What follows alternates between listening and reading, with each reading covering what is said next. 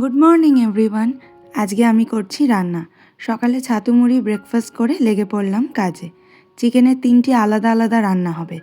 বাবা আর ছেলের জন্য হবে স্টু, ছেলের চিকেন তন্দুরি হবে, আর বাকিদের চিকেন ভুনা।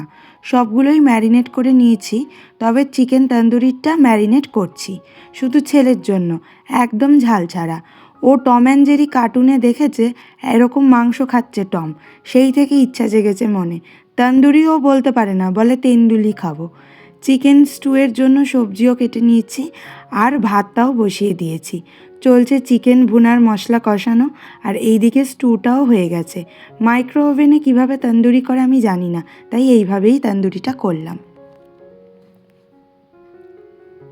খেলে আজকে চিকেন তন্দুরি কেমন লাগলো? খুব ভালো। কেমন লাগলো কি রান্না? ভালো হয়েছে?